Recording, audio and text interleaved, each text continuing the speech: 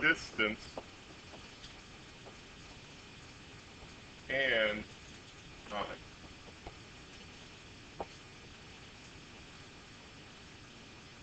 And you could even put simple things like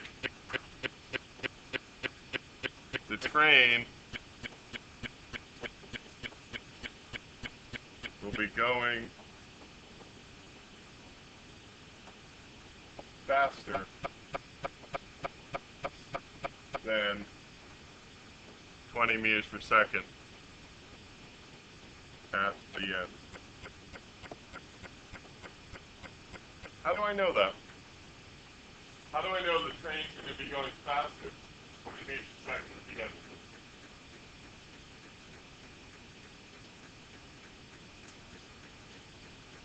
Because it's accelerating, and it's accelerating in a direction so that that value keeps increasing. If the acceleration changed, or we had noticed that the acceleration caused a decrease in speed during this first part, then we couldn't say whether it'd be going greater than 20 or less than 20. Look at it logically, but because we know that the acceleration and the velocity are in the same direction, we know that it's going to be going faster than 20 meters per second at the end. All right? So, for me, I like to draw little pictures, so I do that, and then make my train, and I know that it's going this direction, and it's also accelerating in that direction, and during this acceleration, it moves a total of 172 meters. Then,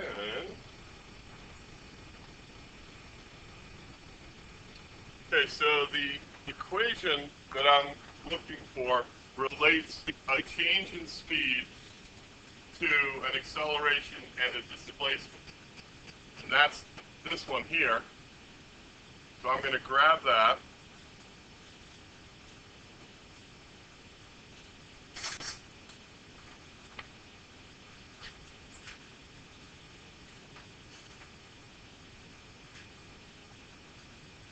And that's where I'm going to start.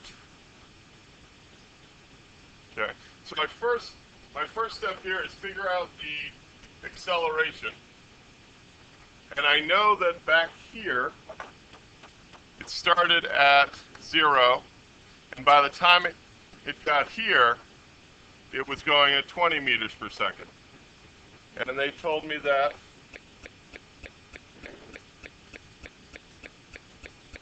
enemy long train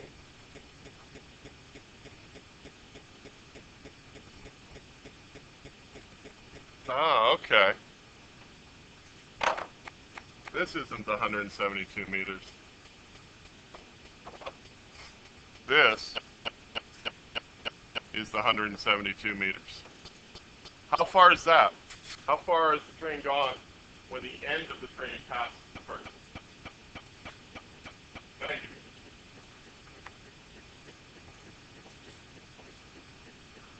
And the reason they told me this, it starts from rest and gets up to 20 meters a second in that by the time it gets to them, is so that it's their roundabout way of telling me what the acceleration is. So to find, and I know the acceleration is constant, but I can't find out anything about this 90 meters till I know what that acceleration is. So I'm going to do it for this first part, this part before it gets there. My V final, they tell me, 20 meters per second, that's squared. My V initial, 0 meters per second, squared, plus 2a, and my displacement, they tell me, is 172 meters.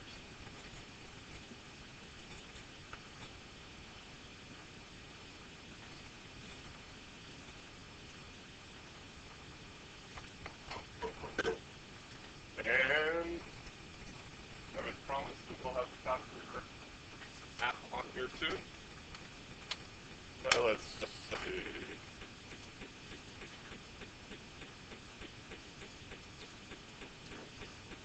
I get my acceleration 1.16279.0698 meters per second squared. I don't want to round at this point. I want to keep all of those digits. That's the nice thing about having like the TI, is I don't need to round at this point. I'm just going to keep it in my calculator. What I'm going to do now is the second part.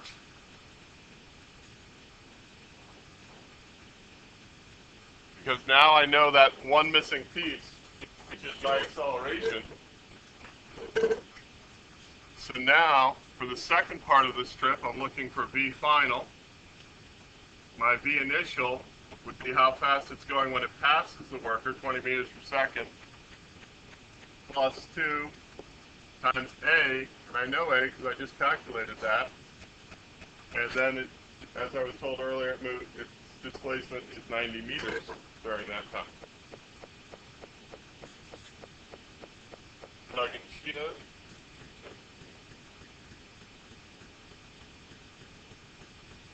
Most common mistake will be forgetting to square root your answer.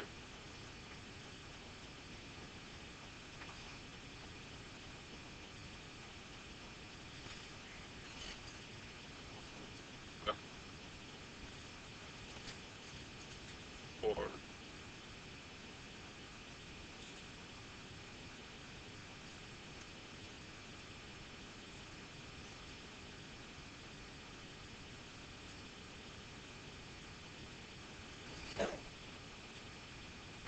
And I get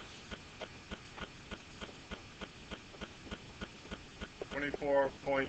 So I actually got 24.684 meters per second.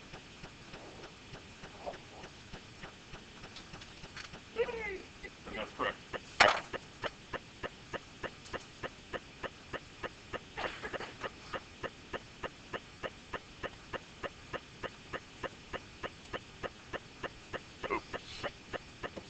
All right, number 8.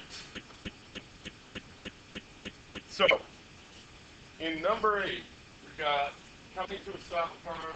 It's good marks 87 meters long on the highway. Assuming a deceleration of 7.5 meters per second squared, estimate the speed of the car just before braking. All right. So there's a couple of little key facts to pull out of this right away. What does it mean to come to a stop? Yeah. So at the end, velocity is going to equal 0 meters per second at the end. I know it seems like a simple thing, but I've seen people stare at a problem for 15 minutes because they forgot that little fact. The other thing is, when it's assuming the deceleration of the car is slowing down, what has to be true for something to slow down?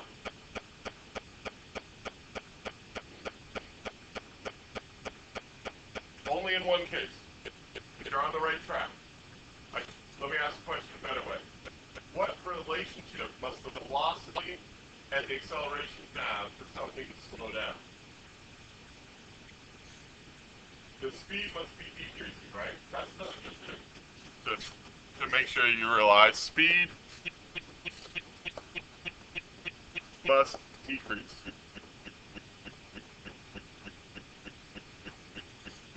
So what must be true about the velocity and the acceleration? And we got kind of added with the negative. I'm giving it the negative. That's only true if the velocity is positive.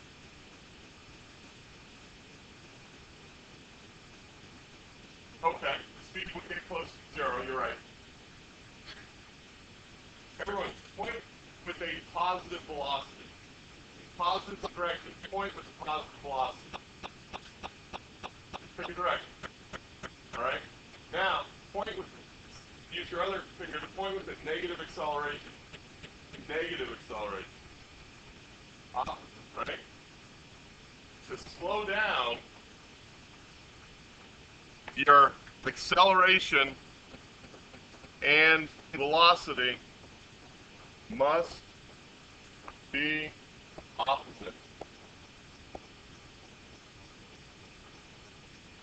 And That's what you're getting out of negative. And that's true if our velocity is positive. But be careful. What if my velocity is negative? What would a negative acceleration do to a negative velocity? Speed up. Increase the air. Right? Negative is not smaller than positive. Hardest math concept here. All right. Here we go. So for me, I need a picture again. I got my car. It's we leave skid marks, 87 meters long. So I know here that I've stopped. My velocity is 0 meters per second. I know that I've got my acceleration in that direction. So I have my velocity in that direction, and that acceleration is 7.50 meters per second squared. And I want to know my velocity at the beginning. Yes? Good setup? Bend that a little bit. Let's grab our equation. And it is the same equation.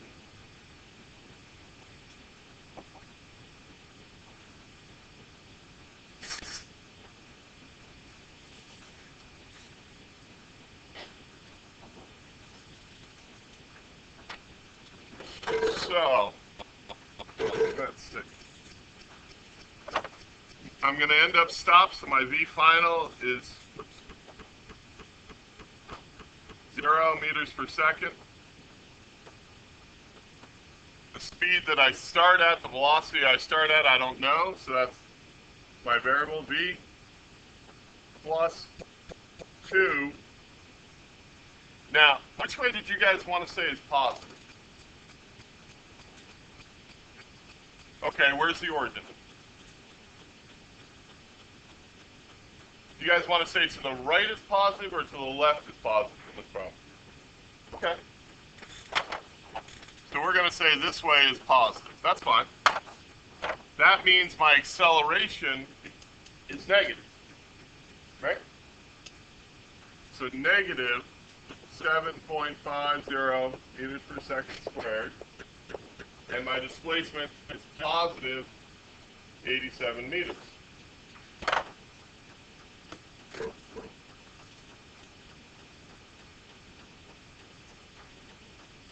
Well, that's good because can I take the square root of a negative and get a real number? No. So that's good that that 7.5 is negative and the 87 is positive. Because when I bring that over to the other side, I get a positive number. If you ever get an imaginary number, you've either done something wrong or you're doing string theory. One of the two. All right? So, and we're not going to do string theory. Okay. So, I get, let me check. Yep. So I get that V is 36.1 meters per second.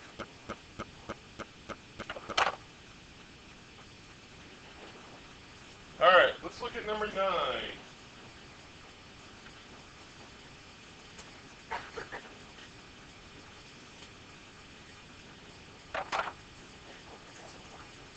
Number 9.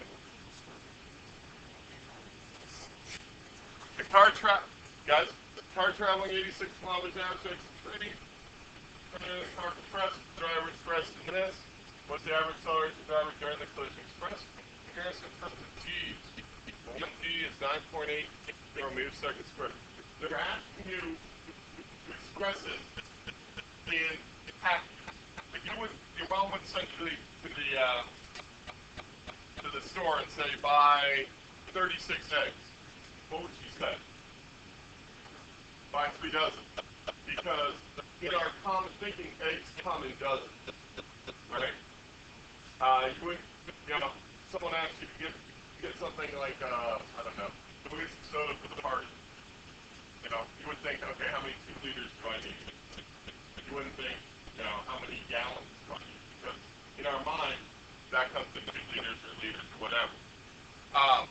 So what they're saying is, we want to make this acceleration better understood. And one thing you'll read about as you read about free fall for the next class and watch the video is that right now you're under 1 g of acceleration. So if you climbed up on the table right now and jumped off, you would accelerate downwards at 1 g. So a lot of times things are expressed in g's, like how many g's do you pull on a roller coaster, to give you a better sense of how does it relate to what you normally know how to feel. All right. So that's all they're saying. They're saying package it up.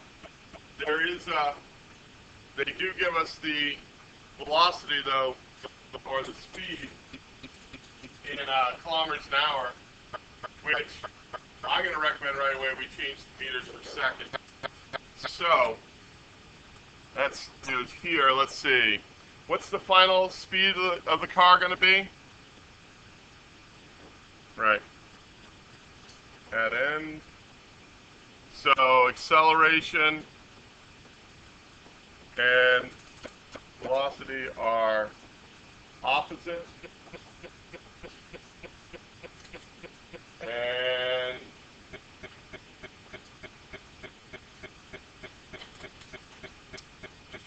what else do we need there? Let's see.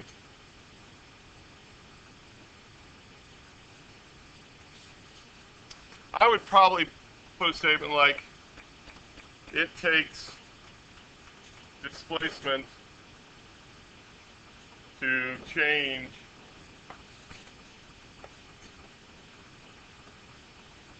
your velocity.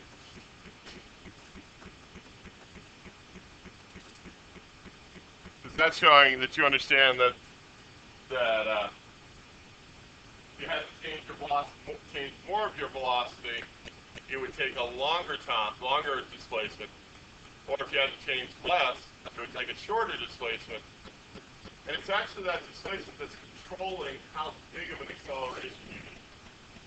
So if we had, rather than this 0.8 meters, if you only had, let's say, 0.2 meters to change that same amount of velocity, that's going to take a much higher acceleration than this is.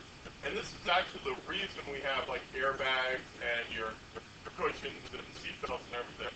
There's no way you get around. When you hit the street, your velocity is going to change. There's no way around it. But how quickly it changes determines the acceleration. Either you think about it quickly by the displacement or the amount of time. All right, so on to the how. Let's see. I know in the crumpling we're going to have 0.80 meters. Here we had a velocity in this direction. We're going to have an acceleration back in that direction. The velocity here is going to be 0. What else did they tell me? So, they also tell me that cars moving at 86 kilometers per hour. Do you guys know how to convert that to meters per second? It's 2 ways. How many people have a TI? Okay, take it out. Do you know how to convert it into TI? Okay, so we could do it by hand, and I'll show that. But if you've got the TI, and I'll get a second to let you get it out. You have it. Okay, you have the button. Mine's in purple. It's called Apps. APPS. Hit that, and you should get up a whole list of different applications. It's 3 down, 2 over. Apps. Depending upon, I know the math teacher at my old school tricked all of the sophomores into deleting all of their apps because he didn't want to use them on tests, and then I was spending a day helping them rebuild their apps. If you don't have your apps, grab your your cable and hook yourself up to the computer and download your apps again. But in the apps, you should have one called Side Tools. Okay, it's usually down near the bottom, given that they're alphabetical. Okay? And just, you may not have it.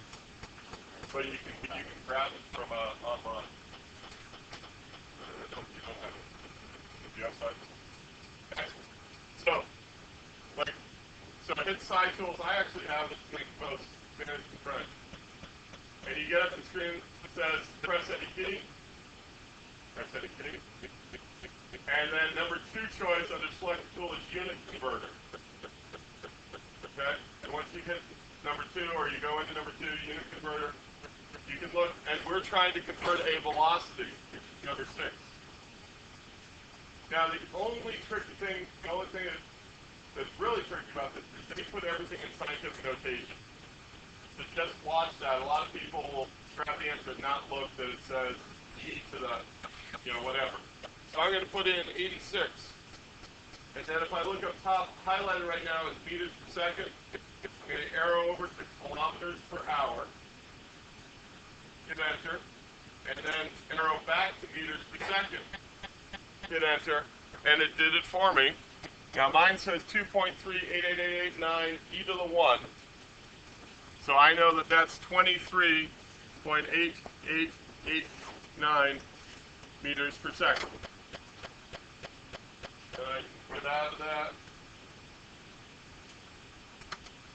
If I was doing it by hand, for those of you who don't have your calculators, 86 kilometers per hour, I need to change 2 factors, so I need to multiply by 1 twice. Remember, I don't want to change the amount, so I multiply by the number 1.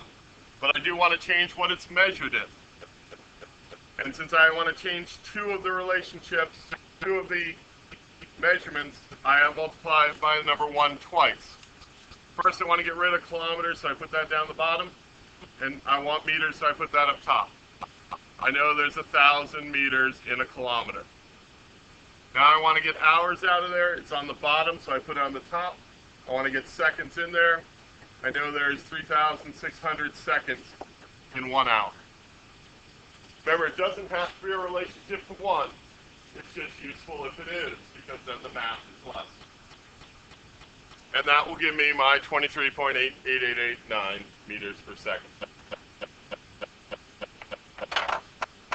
Any help with these on? Thus far. All right.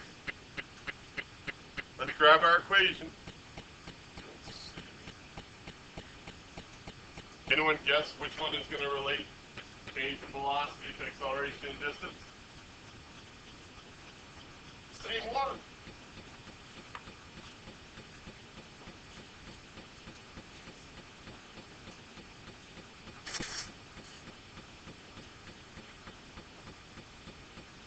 All right.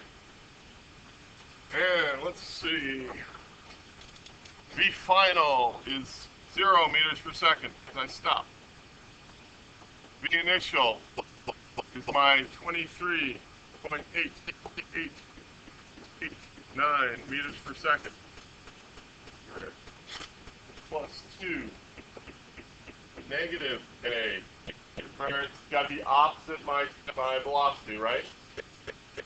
And my displacement of 0.80 meters.